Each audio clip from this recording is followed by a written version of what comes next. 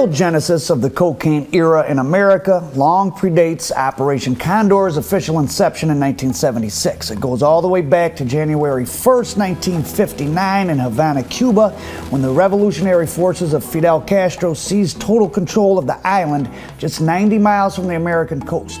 From the moment Castro took charge, American presidents wanted him gone, even if that meant assassinating him, which was a clear violation of the Geneva Convention.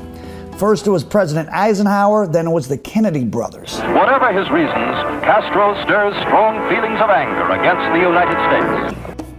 When JFK became president in 1960, John F. Kennedy is often lauded for his handling of the Cuban Missile Crisis, but you need to know that the missile crisis was in part precipitated by Kennedy's disastrous plan to have the CIA secretly train and support a ragtag bunch of Cuban exiles, just like the Nicaraguan Contras in the 1980s in an invasion of Cuba.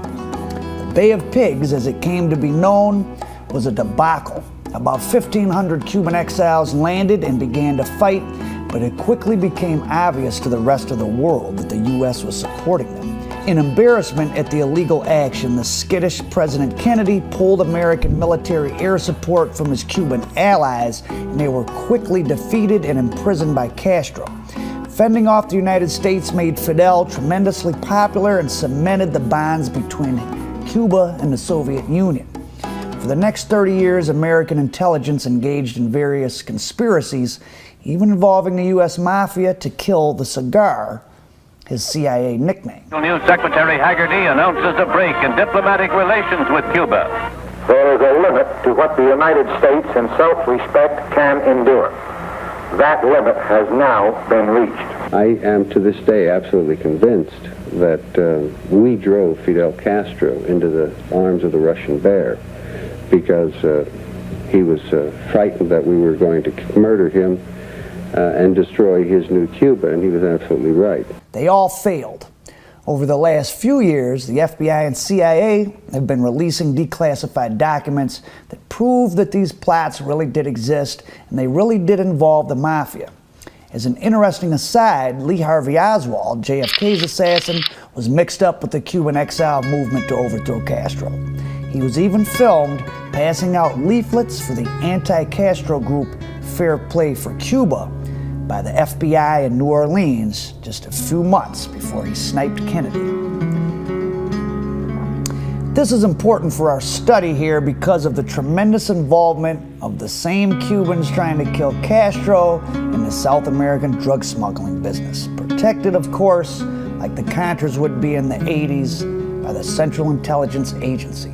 By 1970, the Bureau of Narcotics and Dangerous Drugs realized that this Cuban connection was becoming the biggest drug importer into the United States of both cocaine and heroin. June 21st, 1970, federal agents staged Operation Eagle, which they described at the time as the largest nationwide narcotics case in American history, arresting 135 people. Most of those arrested were Cuban refugees or Puerto Rican natives, and that no mafia figures were involved. And by 1972, 73, 74, this Cuban criminal organization that was working for the C.I.A. and was given free passage to bring drugs into the United States. By the early 80s, some researchers estimated that 3 out of 4 of the Cuban veterans of the Bay of Pigs who had made it back to Florida without being captured had been arrested or indicted on various criminal charges in the U.S., mostly for drug trafficking, and few of those Bay of Pigs veterans went to jail. In fact, more than 28,000 Cuban nationals convicted of felony crimes in the U.S. have not been deported back to Cuba since the early 60s. Of those, about 2,000 were involved in murders in Florida and other states, according to federal records. The CIA operations against Castro and the Cubans, Faustian pact that the CIA had with Trafficante and his associates in the Mafia, who were the ultimate recipients of the cocaine and distributors of it in the United States. And it's part of the same thing that's been going on since federal drug law enforcement was created and since the drug wars began. The government permits its allies to traffic, and it even provides them with protection through the CIA to bring their drugs into the country. Perhaps the most important of these Bay of Pigs veterans was Felix Rodriguez, Ramon Millán's old crony, according to him. Of all the figures to emerge from the Iran-Contra hearings, Felix Rodriguez remains the most shadowy. Rodriguez worked for the CIA in Vietnam and Latin America. At one point, he was assigned by the agency to assassinate Fidel Castro. His name continues to surface whenever anyone brings up allegations that seem to link George Bush to that illegal Contra operation. At the age of 48, a portly Felix Rodriguez is an unlikely figure to find still at the center of a shooting war. But that is where we found him. We rendezvoused with Rodriguez in El Salvador, where the Salvadorian army, backed by the U.S., is locked in a civil war against the communist rebels backed by Cuba. CBS News has learned from drug enforcement officials that networks of other CIA veterans based in Miami have been actively involved in cocaine and marijuana smuggling for several years now. And the ones that are really smart become CIA assets. That way they're protected. It's the best insurance. So that you get to run your organization and be protected. All you have to do is show that you can control the government or have government influence.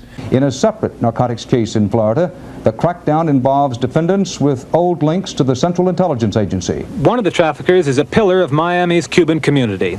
He spent more than 5 years with the CIA running operations in and out of Cuba, to smuggling drugs from Latin America to southern Florida. The Miami police are in the process of arresting more than 50 people in one of the city's largest drug busts ever. Is a scheduled arrest of 7 men who police investigators say are veterans of the CIA's war on Cuba. On all of these operations that they did in Cuba, they practiced them in the Florida Keys and then the coast of Florida first.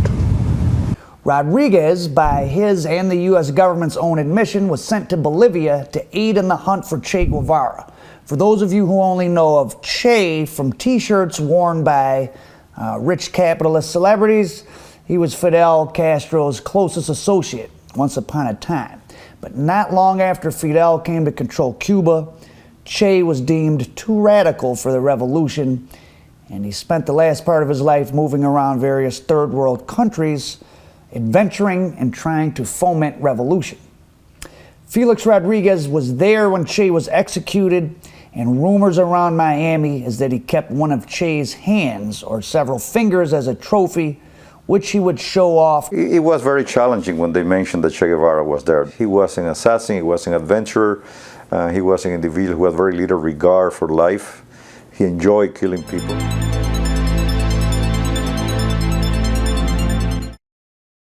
And we put it on the streets here, Philly, Charlotte, Greenville. We got a lot of money out of Greenville, a lot of money. I had the Muslim mob out of Philly. They was copping a lot. No, not the Philly Black Mafia. No, it was the Fruits of Islam and all them. It was the... They were copping from you? Right.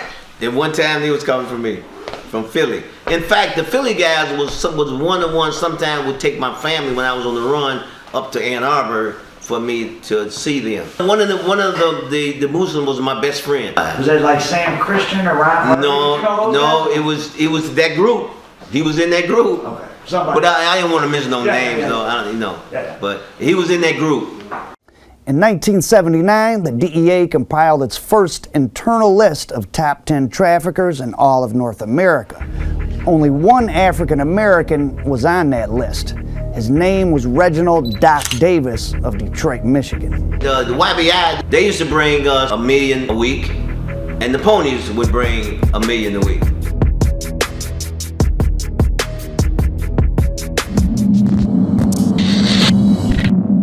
The range of the Davis family's activities over 20 plus years that spanned from Thailand to Ghana to Jamaica to Culiacan, Sinaloa, which is the home base, you probably know of El Chapo and the Sinaloa cartel, but they were doing it back when El Chapo was still just a poverty-stricken teenager.